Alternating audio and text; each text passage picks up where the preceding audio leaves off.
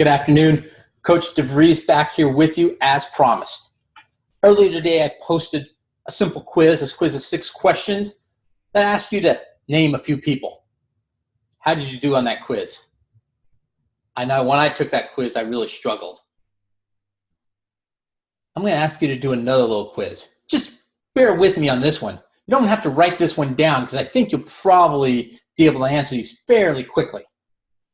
Can you name a coach or a teacher or someone that aided you in your journey in life?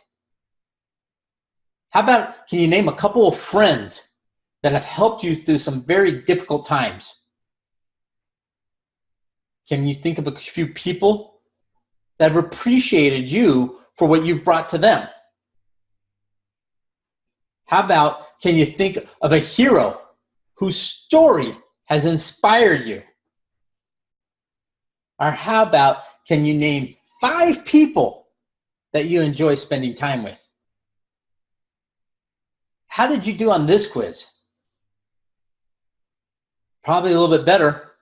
I'd probably say significantly better. What's the lesson to be learned in this? The lesson is simple. We remember what we value. People who make a difference in our lives aren't the ones with all the credentials, aren't the ones necessarily with all the money, aren't the ones with the most awards. They're the ones who truly cared about us. 2 of the most important words a young adult or one of our youth players is going to ever hear or respond to is coach says. So what are you saying to your athletes? What are you focusing in on? I often hear people talk about, well, I just don't understand this generation. They're not the same as I am. You know, the internet has become the go-to source for information. And if you go to Google and type in how to blank millennials, you're going to come up with how to help, how to deal with, how to motivate, how to work with. And if you click on any one of those, you will get over 17 million responses in less than 0.56 seconds. As a coach, how do you discern the best method for coaching millennials?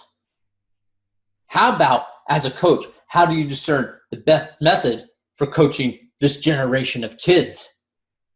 Whether it's Generation X, which I'm a part of, or maybe it was Generation Y, or millennials, or now we're moving into Generation Z or the I generation. Here's the problem. Most coaches I deal with are worrying about these generational differences in when they're coaching. And the key to coaching these generational differences is very simple.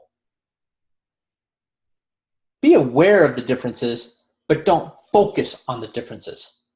Focus on the individuals. So much effort is taken worrying about the differences and how I need to connect with these different generations. Connection is quite simple. Value the player. Value the individual. Come down to where they are. Here's the one thing that I've learned over the years. If you do not value your players, if they do not feel they are valued as team members, they don't feel they're valued as athletes, they'll become discouraged and they lose their confidence. And how many of you struggle coaching the kids with little confidence? Coaching the kids that are discouraged. Coaching the kids that are not engaged. And you're always trying to figure out, how do I engage them? When your players know that you believe in them, not only as a player, but as a person, they will run through a brick wall for you. Work on building relationships. Watch how your team's synergy expands and thrives when your players feel valued. I know this concept may seem like a no-brainer, but stop trying so hard on figuring out how to coach the generation. Stop figuring so much how to coach X's and O's and spending on tactics. Those things will come. Those are things that are inherent to what you do.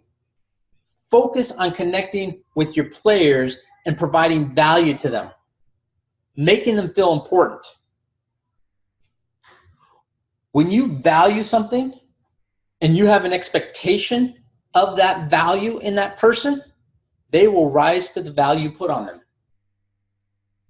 When you devalue, when you don't care, when they notice that you don't care, if they notice that they are not seen as valuable as somebody else, they will play to that level.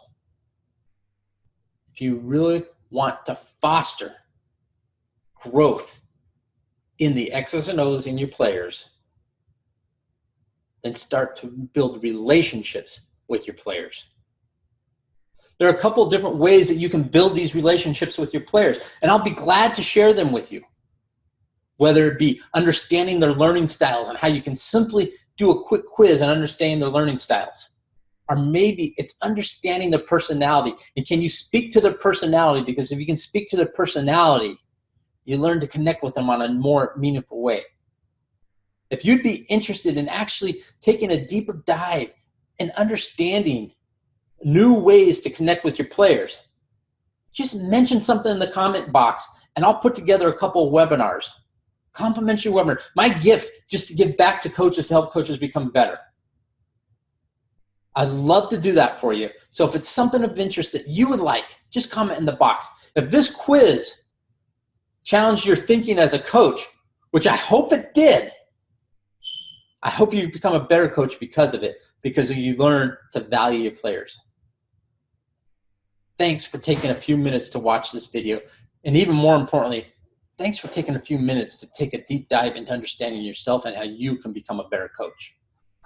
Our next generation of kids depends on it. Have a great day.